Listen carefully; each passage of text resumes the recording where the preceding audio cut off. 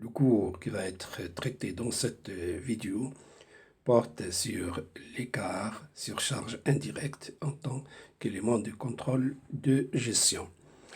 Alors, pour commencer, il faut dire que l'écart global sur charge indirecte est une composante de l'écart global total. Et j'entends par écart global total, écart sur charge directe, plus écart sur charge indirecte. Alors, l'écart global sur charge indirecte s'obtient par la différence entre le coût réel indirect et le coût préétabli indirect et se compose de trois sous-écarts qui sont écart sur budget, écart sur activité et écart sur rendement. L'objet de ce cours est donc d'appréhender l'écart global sur charge indirecte. Pour ce faire, nous avons adopté un plan structuré autour de deux points. Le premier est consacré au calcul de l'écart global sur charge indirecte. Le second est consacré aux causes et analyse de l'écart sur charge indirecte. Bien, premier point, calcul de l'écart global sur charge indirecte. L'écart global sur charge indirecte se calcule par la différence entre le réel et le coût préétabli en charge indirecte.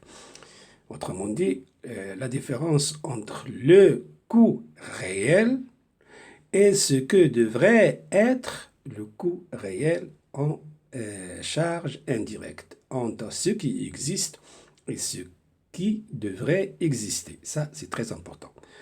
Donc, la formule écart global sur charge indirecte égale coût réel moins coût préétabli. Et la différence peut être soit nulle, écart global nul,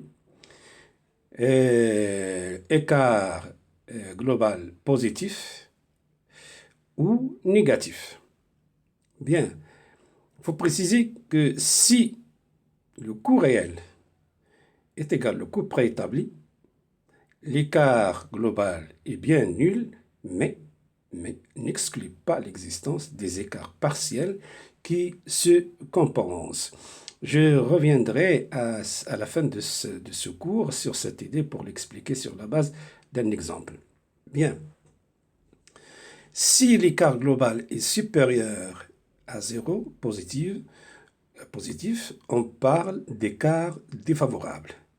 Si il est inférieur à 0, donc négatif, l'écart est favorable. Alors, pour se rappeler de ces deux interprétations, il faut penser aux résultats du test du Covid-19. Si le résultat est négatif, c'est bon. S'il est malheureusement positif, c'est mauvais. Bien. On peut inverser la formule. Donc, on peut inverser les termes de la formule. Certains ouvrages ou certains auteurs adoptent la formule inverse. L'écart global serait le coût préétabli moins le coût réel. C'est l'inverse de ce que nous venons d'expliquer. Alors, cette formule n'est pas fausse, elle est juste, mais il faut faire attention, il faut inverser les interprétations des écarts. Bien.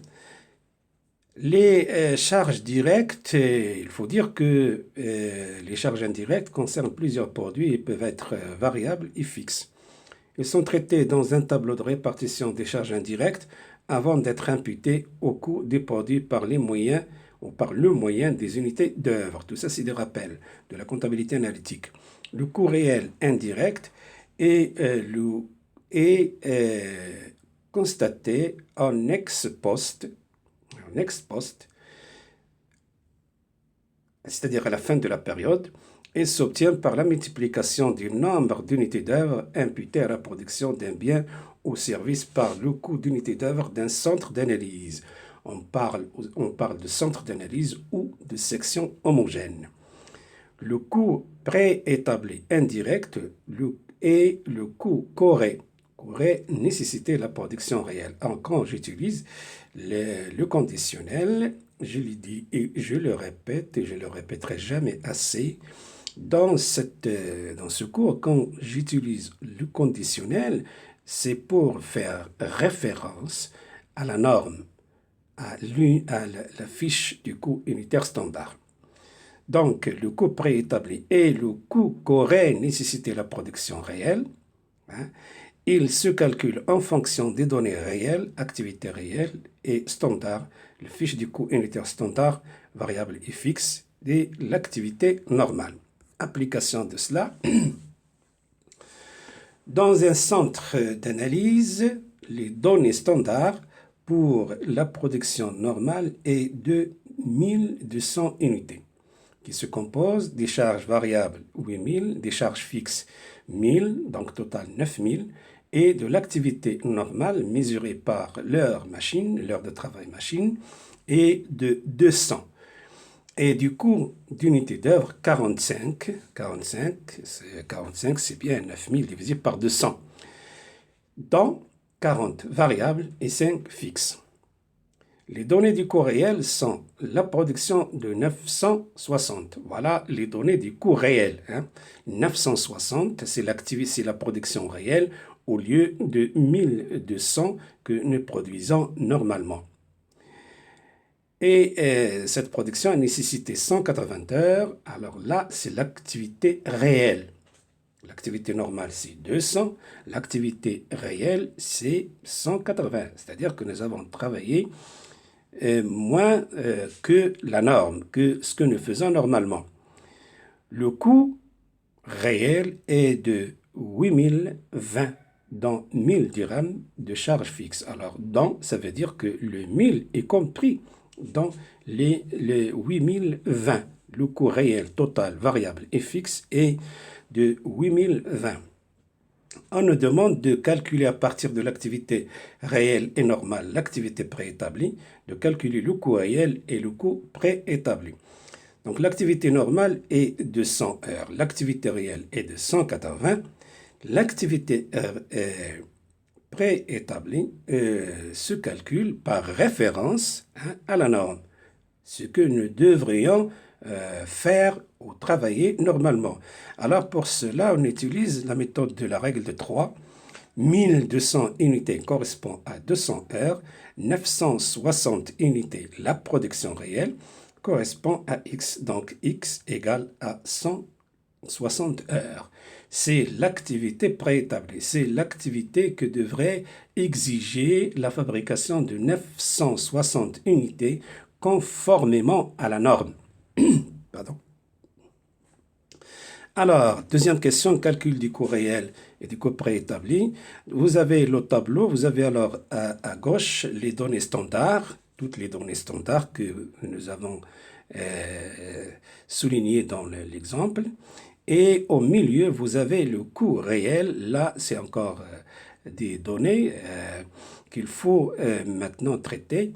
Un coût réel 8020, activité réelle 180, coût variable 7200, c'est 8020, coût variable 7020, c'est 8020 moins 1000. Et le coût unitaire, le coût d'unité d'œuvre, 44,56, coût variable unitaire, ça c'est très important, 39, et le coût fixe unitaire, 5,56. Il est supérieur à la norme. Pourquoi? Parce que l'activité réelle est inférieure à l'activité normale. Je dois quand même m'arrêter sur les charges fixes. 1000. Alors pourquoi nous avons le même montant? C'est parce que le montant des charges fixes reste stable dans le cadre des structures et des prix que nous avons supposés être stables. Autrement dit, le modèle repose sur l'hypothèse de la constance des structures et des prix, qui signifie implicitement que les charges fixes restent fixes durant la période de calcul des coûts. Le 39, c'est écrit en rouge pour attirer votre attention sur le fait que le coût variable unitaire est inférieur au coût variable. Le coût variable unitaire réel est inférieur au coût variable unitaire standard. Il faut préciser que le coût variable unitaire standard au réel n'est rien d'autre que le prix. C'est le prix des matières, c'est le salaire, c'est le prix de toutes les charges variables. Le coût préétabli à droite, vous avez la production réelle 960, puisqu'on calcule ce que devrait coûter la production de 960. Le coût préétabli, c'est l'activité préétablie multipliée par le coût unitaire standard. Toujours la norme, c'est la norme qui est ici mobilisée, hein, qui est utilisée. L'activité préétablie 160, le coût variable préétabli 160 fois 40, coût fixe préétabli 160 fois 5 fois le coût fixe unitaire standard. La fiche du coût unitaire du coût préétabli est identique à la fiche standard. Maintenant, essayons d'analyser les causes, d'étudier les causes et d'analyser les écarts sur charge indirecte. Les causes de ces écarts et comment sont-ils analysés? L'écart est l'effet combiné de trois facteurs dont dépend le coût: les charges, l'activité et le rendement. Elle s'analyse, l'écart global sur charge indirecte s'analyse en écart sur charge, on dit aussi budget, hein, écart sur activité et écart sur rendement. Les causes de l'écart, effet des charges, de l'activité et de rendement, c'est-à-dire l'incidence de ces trois éléments sur la différence entre le réel et le préétabli. Alors, écart global égale donc coût réel moins coût préétabli égale 8020 moins 7200. 8020, c'est le coût réel qu'a nécessité réellement la production de 960 et 7200, c'est ce que devrait nécessiter. Or, comme 8020, l'existant, est supérieur à ce que devait être, l'écart est défavorable de 820. Alors maintenant, essayons d'expliquer ou de rechercher la cause de cet écart des côtés des trois éléments précités. À commencer par le montant des charges. Pardon. Le montant de charge réel est de 8020. Ça, c'est l'existant et à comparer avec ce qui devrait exister. D'où la question, que devrait être le coût réel, que j'appelle B, pour le niveau d'activité effectivement observé, c'est-à-dire pour le niveau d'activité réelle. Donc, B égale l'activité réelle 180 multiplié par 40. Attention, j'ai dit ce que devrait, donc la norme.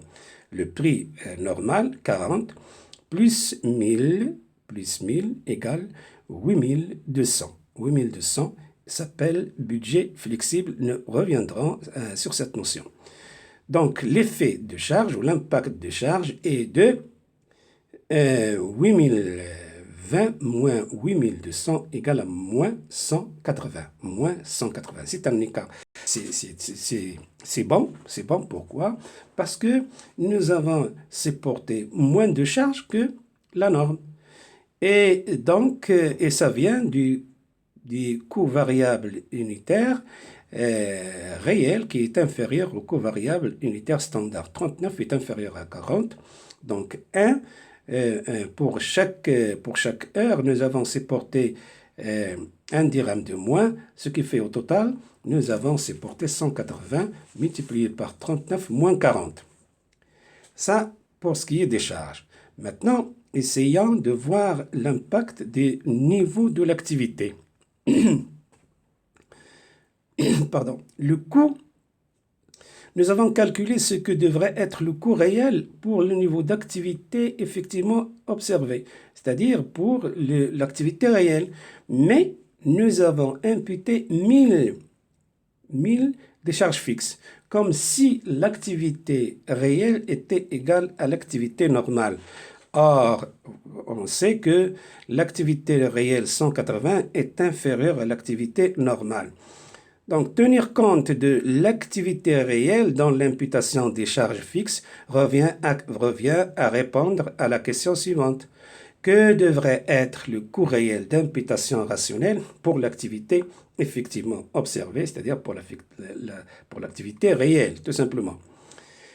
Ce coût que j'appelle R égale 180 multiplié par 40, c'est la norme, plus 180 fois 5. 180, c'est l'activité réelle et 5, c'est le coût fixe unitaire standard. Ou bien 1000, le montant des charges fixes totales multiplié par le coefficient d'imputation rationnelle, égale 7200 plus 900. Total, 8100. Donc, le coût réel de l'imputation rationnelle de l'activité réelle devrait être de 8100. Devrait être de 8100 à comparer avec 8200. Donc, l'effet de l'activité égale B moins R égale 8200 moins 8100 égale 100. Alors, pourquoi 100? Et remarquez que c'est mauvais, c'est pas bon parce que c'est positif. Devient 100.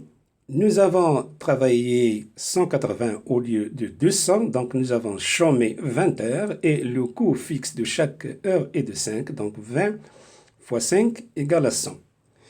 Venons-en maintenant au niveau des rendements. Alors, le coût que nous venons de calculer, nous l'avons fait pour l'activité réelle, comme si l'activité réelle était égale à l'activité préétablie. Or, l'activité préétablie est de 160 et l'activité réelle est de 180. L'activité préétablie inférieure à l'activité réelle signifie que le niveau de rendement effectif est inférieur au niveau du rendement normal. Alors, pour donner si vous voulez quantifier le rendement ou la différence au niveau du rendement, on doit calculer le coût réel que j'appelle P pour l'activité préétablie. Que devrait être le coût réel pour l'activité préétablie? Et donc, 160, il faut le rappeler, est le volume d'activité que nécessite normalement la production de 960. Alors, P, que devrait être le coût réel de l'activité préétablie, P égale 160, l'activité préétablie, multiplié par la norme, par 40 plus 5, égale à 7200.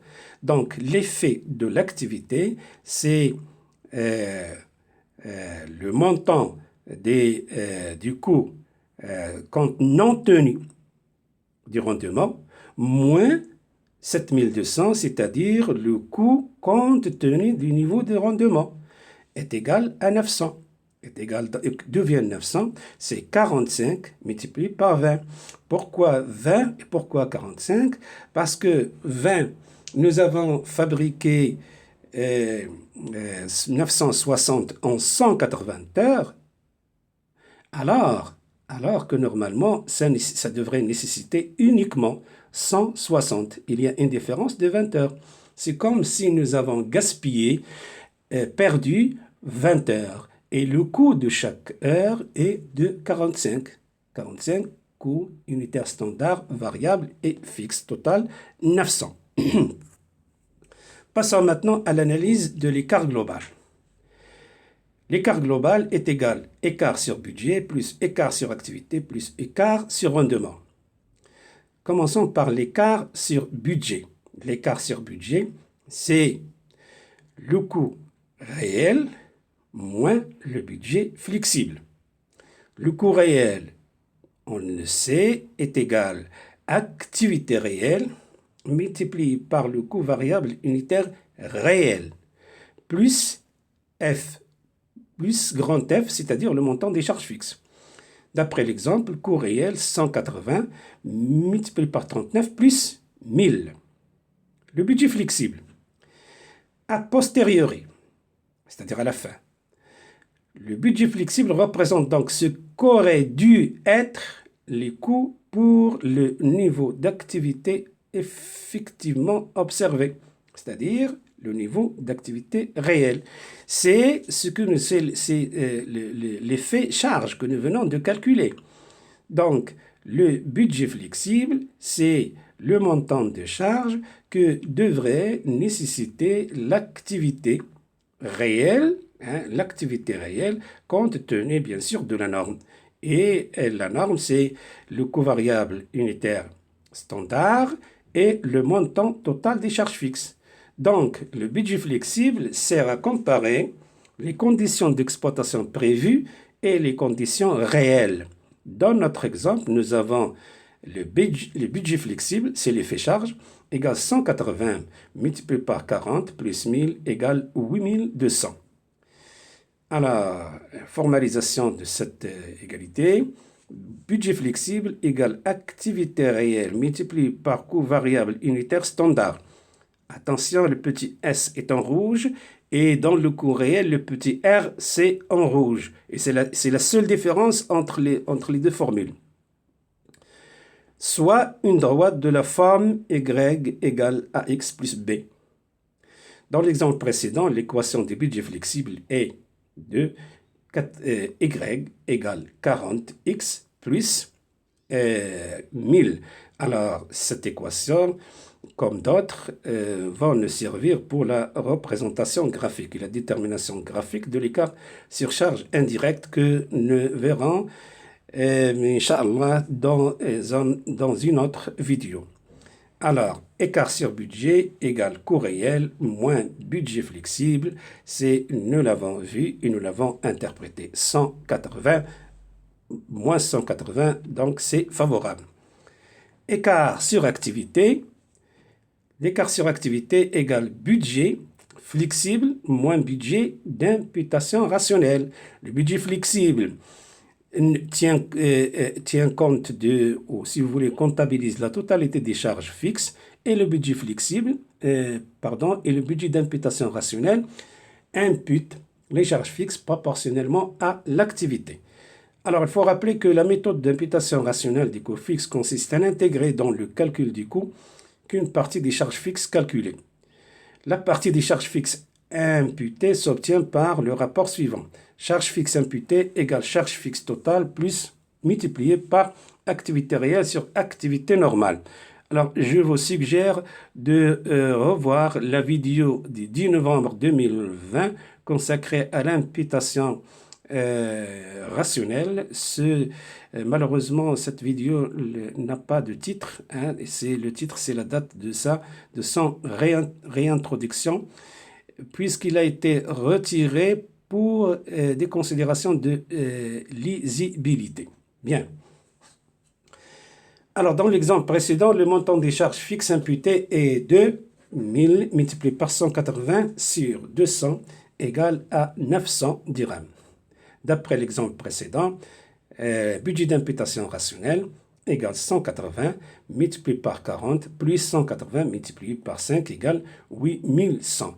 La formalisation de cette équation, donc budget d'imputation rationnelle égale activité réelle multiplié par le coût variable unitaire standard plus le coût unitaire fixe standard. Donc, c'est une équation de la forme Y égale AX, avec X l'activité réelle et A le coût unitaire standard variable et fixe. Pour notre exemple, Y égale à 45X. L'écart sur activité égale donc budget flexible moins budget d'imputation rationnelle. Alors, dans notre exemple, l'écart sur activité égale 8200 moins 8100 égale à 100. Nous avons expliqué le 100 qui est un coût de chômage. La société a chômé 20 heures et ça lui a coûté 100 dirhams. C'est un coût de chômage. L'écart sur rendement. L'écart sur rendement est égal le budget d'imputation rationnelle qui ne tient pas compte du rendement moins le coût préétabli qui, lui, tient compte du rendement. La différence va mettre en évidence le niveau du rendement ou l'écart sur rendement. Ainsi, pour l'exemple étudié, nous avons écart sur rendement 8100 moins 7200 égale plus 900.